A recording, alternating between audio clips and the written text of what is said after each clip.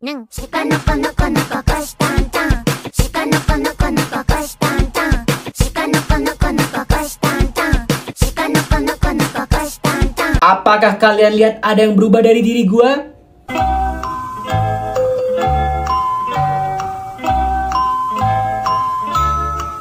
Gua tahu. Gua minta maaf. Ya. Sorry. Gua potong rambut tanpa bilang-bilang ke kalian. Jadi kaget gitu. Sorry. Tapi iya, gua potong rambut. Udah. Jangan dimarahin. Gua minta maaf karena lupa ngomong sama kalian. Mohon maaf. Halo semuanya, welcome back to Reading Your Confessions with Anul. Seperti yang kalian tahu, di sini gue bakal bacain pengalaman, rahasia, dan juga confession kalian yang paling aneh, paling bodoh, paling menyeramkan, paling menjijikan, atau apapun itu secara anonim. Dan bagi kalian yang tertarik buat ikutan sharing cerita kalian, link ada di deskripsi video gue. Oke, tanpa berlama-lama, kita langsung lanjut aja. Gua cinta banget sama Wipol. Gak cuman Wipol, semua pewangi lantai gua cinta banget. Tapi tetap Wipol ranking 1. Jadi gini Nul, gua dari dulu emang suka banget sama wangi Wipol Nul, hehe. Pas kecil gua demen banget mantengin mak gua ngepel. Terus pas mak gua gak lihat, gua suka ngehirup atas ember untuk ngepelnya itu. Sumpah Nul, itu kayak enak banget, gua gak bohong. Dan gue juga punya kebiasaan buat naruh Wipol di botol. Abis itu gue endus-endus. Gue yakin gue nggak sendirian di sini. Pasti dari followers lu banyak banget yang sama kayak gue. Ngaku siapa aja yang kayak dia. Please deh Nul, lu harus coba sih. Itu surga dunia banget. Bahkan nggak jarang gue kepikiran buat minum Wipol. Tapi gue masih waras juga sih, karena setiap abis ngehirup nggak jarang kalau dada gue sakit. Gue bersyukur lu masih waras, tapi kayak dada lu sakit pas lu ngehirup Wipol itu lu udah diperingatin sama Tuhan, nggak cuma 1-2 kali loh. Lu udah puluhan, mungkin ratusan kali diperingatin sama Tuhan. Lu tuh diambang-ambang kematian, tapi lu masih lakuin itu. Gue nggak tahu gue harus impress atau marah sama kebodohan lu ini, tapi kayak jangan dong. Coba ya, bayangin reaksi bokap nyokap lu pas mereka tahu ini.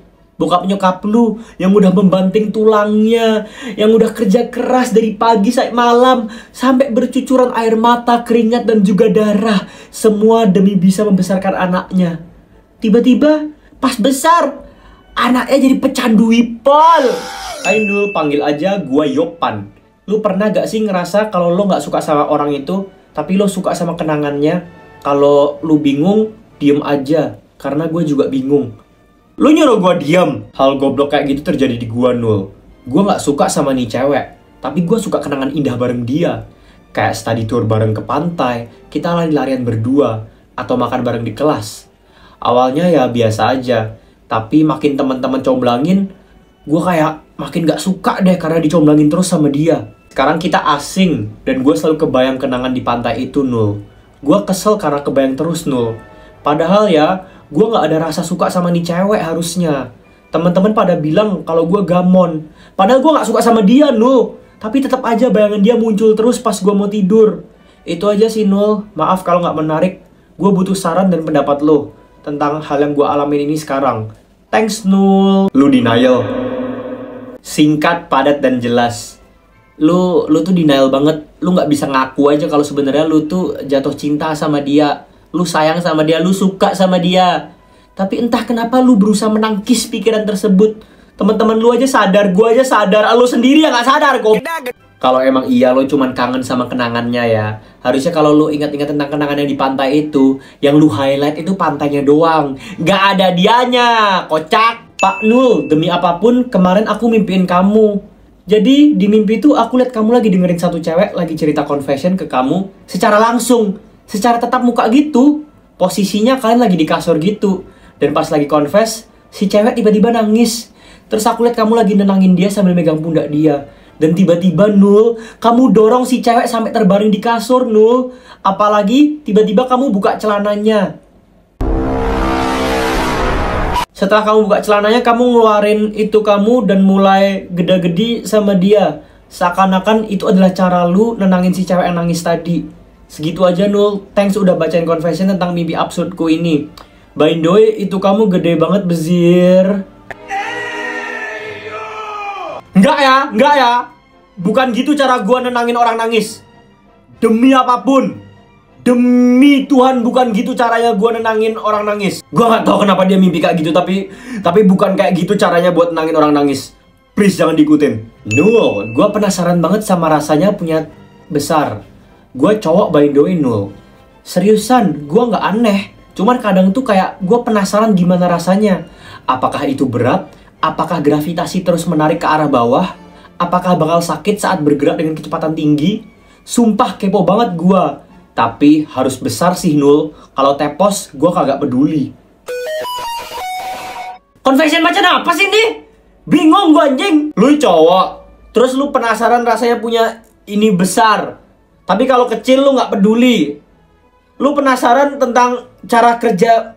Gua gak tahu. Masih banyak hal di dunia ini yang bisa lu pikirin selain punya ini besar. Itu kayak kepentingan yang nggak penting sama sekali. Mending lu coba mikir kayak, besar gue mau jadi apa ya?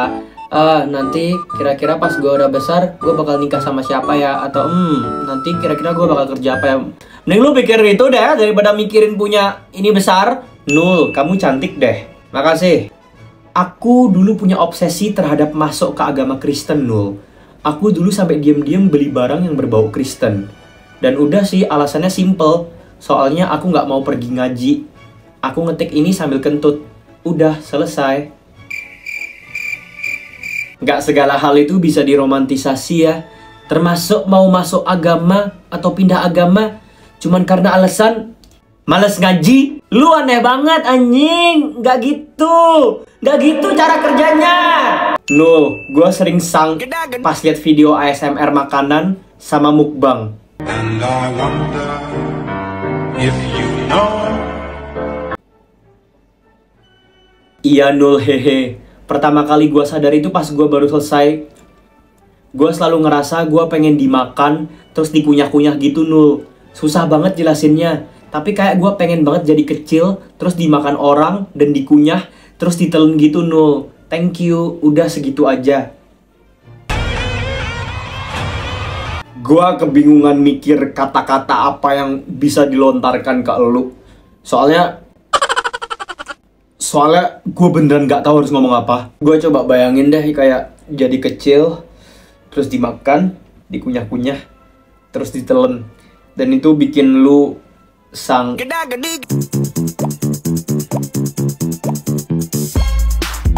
Gak bisa gue bayangin sih. Hai Nul, di sini gue punya hobi yang menurut gue itu unik. Jadi setiap kali gue liat cowok, pasti gue liat itunya mulu, Nul. Karena itu unik dan menarik banget bagi gue. Kecuali orang tua guru dan juga orang tua gue. Itu kayak hal-hal yang penting, Nul. Oke, sekian, terima kasih, Nul. Itu mah lu mesum doang. Nul, pas itu gue lagi cari pacar dan ketemu sama seseorang, Nul. Dia ngaku-ngakunya kalau dia ketua OSIS, terus ketua basket. Dan katanya dia ranking 1. Ya kayak siapa yang nolak, Nul, kalau kayak gitu. Tapi pada akhirnya pas diajak ketemuan, dia baru ngaku kalau dia umur 53 dan punya anak 3 sama istri. Bangsat emang, Nul. Ya itu mah lu yang tolol anjing. 1, lu mau ketemuan sama dia tanpa tahu muka, nama atau apapun itu. 2, ketua OSIS, anak basket ranking 1. Itu template Wattpad banget. Delusi elu sama halulu inilah yang ngebawa musibah ke diri lu sendiri. Hai Nul, jadi gue pas SD punya seekor hamster. Dan setelah 3 hari gue ngerawat hamster tersebut, gue mikir kayak, kok ini hamster cuman makan kuaci doang ya? Apa dia nggak bosen? Nah setelah itu, hamsternya gue taruh di baskom yang isinya bakso dengan tujuan agar dia makan enak. Hold up. Setelah gue taruh di baskom, kurang lebih 5 menitan, gue mandiin hamster itu di bathtub gue dengan tujuan biar dia bersih. Setelah itu, gue balikin lagi kandangnya. Dan pas gue bangun tidur, hamster itu malah mati, Nul. Hamster itu jangan dimandiin. Lu kasih makan bakso lagi apa? Terserah. Gue mau cerita pengalaman gue yang jujur ya. Lumayan absurd. Jadi waktu itu entah kenapa gue lagi di fase hidup yang kayak nggak ada batasannya gitu, Nul. Biasalah, remaja. Mungkin lu pernah ngalamin masa-masa dimana lu ngerasa udah pernah nyoba hampir semuanya, Nul. Jadi lu mulai coba buat cari tantangan baru. Hah, itu dia. Di hari itu tantangannya muncul di otak gue pas gue lagi di jalan, yaitu sambil nyetir motor.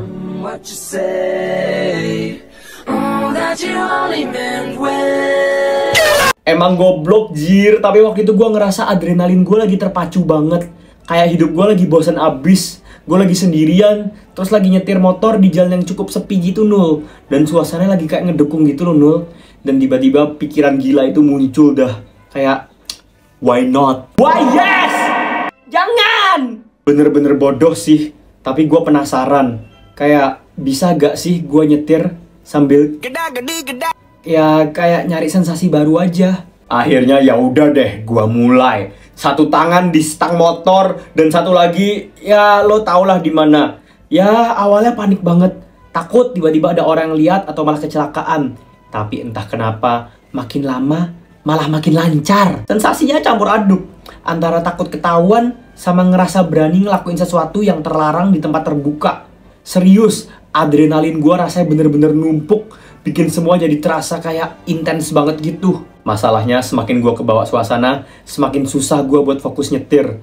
Dan gue gak nyangka, multitasking kayak gitu ternyata bukan hal yang gampang. Mata harus tetap lihat jalan, tapi pikiran udah ke hal lain.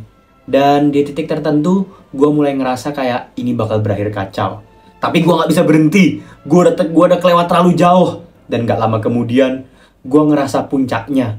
Dan lo tahu apa yang terjadi setelahnya? Tangan gue gemeteran, napas gue ngos-ngosan, dan gue hampir nabrak motor di depan.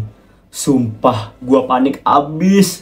Gue langsung balik fokus ke jalan, berusaha stabilin motor sambil ngerasa lega, malu, dan jujur sedikit bangga. Akhirnya gue berhasil sampai rumah tanpa kecelakaan, tapi rasa bersalah dan absurd dari pengalaman itu masih keinget terus sampai sekarang. Kayaknya itu salah satu hal yang gak bakal gue ulangin lagi, Nul. Meskipun sensasinya bener-bener gila banget. Apa maksud lu? Kayaknya nggak bakal gua ulangin lagi. Mending lu nggak usah aneh-aneh deh. Udah, jangan diulangin lagi. Jangan tolol. Hai Noel, nama aku San. Aku berumur sekitar 40-an. Aku punya anak 4, 1 cucu. Dan aku mau cerita sedikit tentang masa percintaan aku waktu muda dulu. Halo tante atau om, nggak tahu gua. Jadi dulu kita kayak bersaudara. Abang-abangan aku lebih tua 5 tahun daripada aku. So, waktu aku berumur 22, aku pacaran sama cowok. Dan ya, hidupnya di bawah keluarga aku sih. Aku sama dia sering jalan bareng, dan terkadang jalan bareng keluarga aku. Termasuk abang aku juga. Lalu suatu ketika, aku ada rencana mau ngasih kejutan ke dia karena ulang tahun. Ya, karena udah agak lama pacaran, jadi aku tahu apa yang dia suka. Dan password dari apartemennya. Waktu udah selesai beli cake, dibantu abang aku karena aku gak bisa nyetir mobil saat itu. Pas saat itulah aku masuk tuh ke apartemennya. Emang agak gelap, remang-remang gitu. Aku kira dia tidur di kamar. Dan pas aku buka pintu kamarnya, betapa syoknya aku ngelihat dia lagi dia masukin benda yang kayak panjang gitu ke dalam pantat dia. Aku syok berat pas lagi ngeliat ke layar TV. Saat itu munculin foto abang aku yang bertelanjang dada, Noel. Dia desa-desa sambil megang tuh layar bagian dada abang aku, Noel. Aku yang lihat itu langsung teriak, jijik, pengen muntah. Itu cake aku langsung lempar ke kepala pacar aku dulu. Abang yang denger teriakan aku langsung masuk juga ke kamar aku. Dan pas abang aku masuk, bukannya minta maaf, dia malah ngajakin buat Akhirnya abang aku ngamuk dan bilang, cowok gila, otak lu taruh di tong sampah. Jijik banget, kenapa manusia pecinta lubang tai kayak lo harus hidup sih? Jijik banget, kenapa manusia pecinta lubang tai kayak lo hidup sih? Gila, mulai sekarang lu dan adik gua putus. Najis tahu, lebih najis dari pelacur manusia kayak lu ini. Dan setelah kejadian itu, aku bener-bener trauma dan gak berani keluar dari kamar. Dan yang ngerawat aku cuman abang aku, Noel. Cuman nganterin makanan dan minuman doang sih. 1 minggu berlalu, aku keluar kamar karena terpaksa nenek aku lagi dirawat di rumah sakit. Dan kata si dokter, silih hidupnya gak lama lagi. Dan pas lagi ngobrol-ngobrol sama nenek, nenek tiba-tiba bilang, abang udah ketemu sama mama abang yang kandung kan? Gimana? Sehat gak? Soalnya papa kandung abang kan udah meninggal ya. Kaget dong, kaget banget aku. Selama ini ternyata abangku itu bukan abangku. Kayak kok hebat banget. Selama aku hidup, aku ngapain? Kenapa aku bisa nggak tahu? Setelah itu aku tanya dong ke abang aku pas lagi nyari makan. Dan dia beneran jawabnya. Dan bahkan ngasih foto abang sama mak kandung dia, Noel. Di sana aku langsung flashback waktu dia ngatain kalau aku anak pungut. Ternyata dia yang dipungut, bukan aku. Dan sekarang aku dan abang aku menjadi suami istri. Dia menjadi ayah dan kakek dari anak cucu aku. Sekarang aku bahagia sama hidup aku. Ternyata jodohku di dekat aku. Dan inget ya, aku dan abangku tuh bukan saudara sedarah sekandung ya. Catat! Aku bagi cerita ini buat ngasih tahu aja kalau kaum Nabi Lut di agama Islam itu jangan dinormalisasikan ya anak-anak. Buat Noel, semoga Tuhan memberkati setiap apa yang kamu lakukan dan sehat selalu nak. Sukses terus ya. Terima kasih. I hope that every time you meet good people, even though the senders of your stories and followers are a bit slanted or even brainless. Bye. Oh, makasih ya Tante, Ibu. Makasih banget. Tapi gue juga seneng sih buat lu, Bu. Walaupun ya lu berhasil nikah sama saudara lu sendiri meskipun saudara tiri. Ya itu agak aneh menurut saya, Bu. Mohon maaf. Tapi nggak apa-apa, Bu. Bener yang Ibu bilang. Yang penting nggak sedarah sekandung. Kagak. Nggak kan, Bu? Nggak kan? Ya udah, selama nggak ada hubungan darah, saya nggak marah sih, Bu. Ya, makasih sekali lagi. Dan hidup yang panjang ya, Bu. Sukses terus. Jaga anak-anak. Kok gue jadi ngomong gini sih? Oke, selesai untuk episode hari ini.